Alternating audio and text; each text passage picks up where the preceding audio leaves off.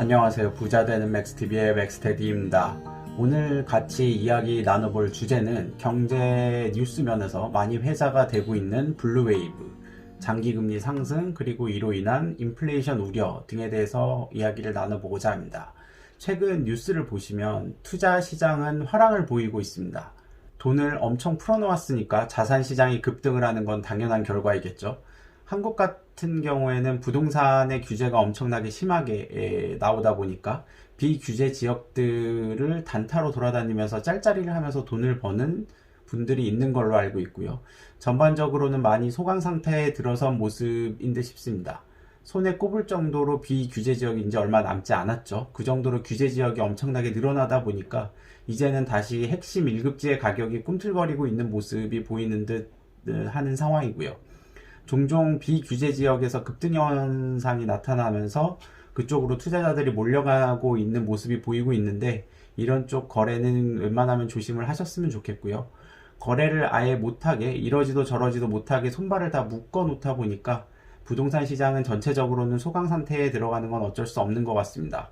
그래서 제가 몇 개월 전부터 투자를 좀 하셔야 할 타이밍이라고 말씀을 드렸던 주식시장은 지금 현재 지속적인 상승세를 이어오고 있는 중이고요.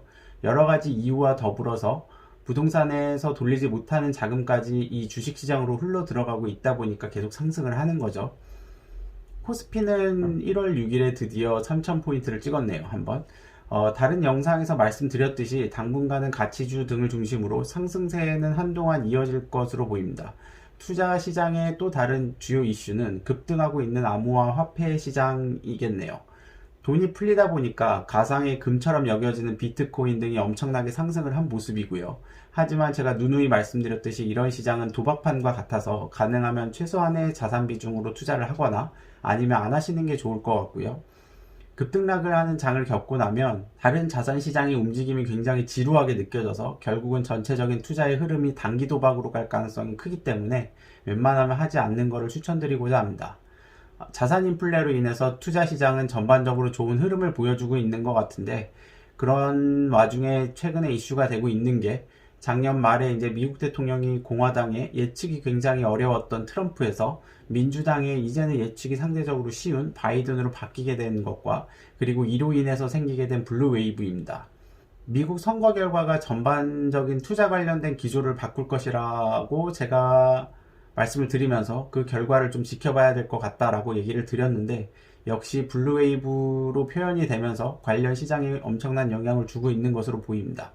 여기에 1월 5일에 있는 조지아 선거마저 민주당이 가져가 버린다면 하원에 이어서 상원까지 차지하게 돼서 민주당이 원하는 돈을 뿌리는 정책에 더 힘을 실게 될 것이고, 환경 투자 같은 곳에 조금 더 돈이 몰리게 될 것으로 예상이 되고 있죠. 그리고 기업 관련돼서는 뭐 증세나 규제들이 조금 더 많아질 거다라고 얘기가 나오고 있는 중이고요. 자세한 거는 좀 뒤에서 다시 다루도록 하겠습니다. 현재 가장 쟁점이 되고 있는 건 미국 부양책이 1인당 600달러 지급으로 결정이 되었지만 민주당이 2000달러로 올리자고 주장을 하고 있는 중이었고, 이 법안이 민주당이 장악하고 있는 하원은 통과를 했고 이제 상원 표결을 기다리고 있는 중입니다.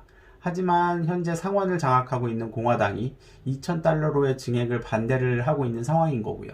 그래서 조지아주의 선거 결과에 따라서 상원마저 민주당이 과반을 가져간다면 정책 실행 측면에서도 블루웨이브에 힘을 실어주는 형국이 만들어지면서 현재 한국에서 민주당이 국회를 장악하게 되면서 일어나고 있는 일들과 같은 현상이 미국에서도 일어나며 민주당이 그들이 원하는 바대로 쓸어갈 수 있는 가능성이 굉장히 높아지고 있는 상황입니다. 공화당은 기본적으로 이렇게 돈을 계속 뿌려도 되는 것인가에 대한 의구심을 가지고 있고, 경제 회복이나 성장 자체가 정부의 개입이나 지원보다는 개인 및 기업의 노력과 생산성 향상에 따른 생산성 증대가 궁극적으로 필요하다고 보는 입장이기 때문에 이렇게 2000달러로 올려가지고 지원을 하는 거에 대해서 공식적으로 반대를 하고 있는 중인 거고요. 그런데 이러한 견제 자체가 없어지게 된다는 거죠. 만약 확실하게 블루웨이브가 만들어지고 인당 2000달러 지원금을 지급하는 걸로 결정이 되게 된다면 이거는 미국 국채금리에 영향을 주게 될 겁니다. 정부가 결국 지원금 등에 들어가는 돈이 필요하게 될 거고, 그러면 미국 국채 발행을 하게 돼서 발행이 늘어나면서 공급이 늘어난다는 거죠. 그러면 결국 미국 국채 장기금리가 올라가고 이에 따라서 시중 장기금리도 덩달아 같이 올라가게 될 겁니다. 조지아주 상원 선거에서 민주당 당선 가능성이 높아지면서 미국채 10년 금리가 계속 상승을 하면서 1%로 근접하고 있는 걸 보면 어떤 분위기인지 대충 아시겠죠. 장기금리가 상승한다고 보시면 되는 겁니다. 물론 장기금리 상승의 압박이 커진다라고 하면 중앙은행인 연준이 이 국채를 사들이는 정책으로 국채 수요 증가를 일으키면서 금리 상승을 억제할 걸로 보이고, YCC라고 이제 일드 커브 컨트롤이라고 금리 커브를 컨트롤하는 건데, 이런 거를 하면서 장기 금리를 일정 부분 이상으로 높아지지 않게 만들 것이다 라는 정책을 얘기를 하면 시장에서 국채를 매입할 유인이 생기기 때문에 이러한 방법도 아마 고려를 하지 않을까 싶고요. 주식시장은 환경, 그린 에너지 투자, 인프라 딜, 이런 거 위주로 주식이 계속 상승할 걸로 보이고 있고, 바이든의 블루웨이브가 이루어진다면 말이죠. 하지만 전반적으로 기업에 대한 규제나 세금이 늘어날 거다라는 예측이 많기 때문에 미국 증시는 5%에서 10% 정도 조정을 받게 될 것이라는 전문가의 분석도 많이 있는 상황입니다. 이렇게 미국 증시가 조정을 받고 돈 퍼주는 정책을 시행하게 된다면 시장에 돈이 많아지고, 그렇게 되면서 달러 약세 흐름은 이어질 걸로 예상이 되고 있고요. 제가 다른 영상에서 말씀드렸듯이 더불어서 돈을 풀어서 부채를 녹이는 목적도 어느 정도 가져가고 있는 걸로 보이기 때문에 어느 정도 이러한 달러 약세를 용인을 하면서 가지 않을까라고 생각을 하고 있습니다. 상대적으로 해외 투자자들의 투자를 늘려야 된다라는 측면에서 중국이 이 위안화를 강세를 계속 만들어가고 있는 것과는 약간 대조되는 모습을 보이고 있기 때문에 더 부각이 될 것 같고요. 여기서 하나 짚고 넘어가야 될 거는, 금리를 볼 때 보통 장기와 단기로 금리를 나눠서 보시는 분들이 많지 않은 것 같아서 한번 짚고 넘어가 드리려고 하고 있습니다. 장기는 보통 5년 이상을 얘기하고요. 보통은 미국 국채 10년물을 많이 보고 이야기를 합니다. 경기가 좋고 나쁨을 나타내는 지표로 많이 활용이 되고 있고요. 경기가 좋아지면 금리가 올라가고 경기가 나빠지면 금리가 떨어진다라고 보시면 됩니다. 최근에 금리가 올라가는 거는 국채 발행이 늘어나는 것도 있지만 백신 등이 나오면서 코로나로 인한 소비 위축이 풀리면서 경기가 살아날 거다라는 기대감도 있다는 거죠. 그리고 단기는 5년이 안 되는 만기들을 얘기를 하는 건데 보통은 2년물을 많이 봅니다. 그래서 장단기 금리 차를 볼 때 10년과 2년물 차이를 많이 보고요. 하지만 단기를 볼 때는 물론 기준금리가 가장 중요하게 생각이 되는 금리입니다. 이게 단기 금리에 전체적으로 영향을 주기 때문이죠. 제가 앞으로 투자자산 분배에 큰 영향을 미칠 경기 흐름 및 회복 성장세 등을 보는 데 있어서 금리를 잘 보셔야 된다라고 말씀을 드렸는데, 이때 제가 말씀드린 금리는 우리 개인이나 아니면 기업들의 실생활이나 부담과 밀접하게 연관이 되어 있는 기준금리를 포함한 단기 위주의 금리를 말씀을 드린 겁니다. 특히 단기 금리의 상승 시점을 예의주시하라고 말씀을 드린 거고요. 하지만 이러한 단기 금리가 상승할 수 있는 바탕 및 조건이 장기금리의 상승과 인플레이션이기 때문에 최근 장기금리의 상승과 인플레이션이 나타나고 있다는 우려 섞인 기사들이 많이 나오고 있다는 건 앞으로 미국 연준 및 우리나라 한국은행 이 단기금리 인상 카드를 만지작거리게 될 가능성과 바탕이 굉장히 많아지고 있다는 거로 봐주시면 될 것 같습니다.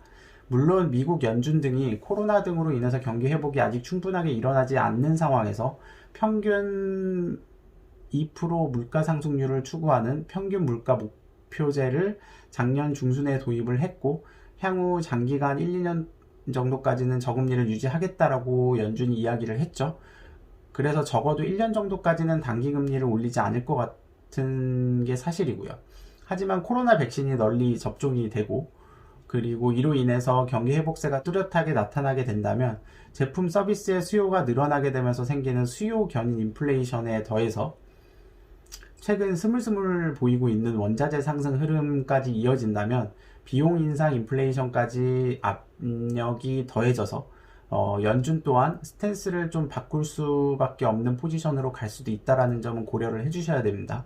원자재 가격에 대해서 잠깐 말씀을 드리면, 최근 원유 가격이 1월 초에 사우디의 깜짝 감산 발표로 배럴당 $50를 넘을라 말랑하고 있는 상황이고, 이러한 유가 상승 또한 자원 수출이 많은 이머징 통화들의 강세를 만들어내고 있기 때문에 상대 쪽에 있는 달러 약세를 부추기는 효과가 있고요.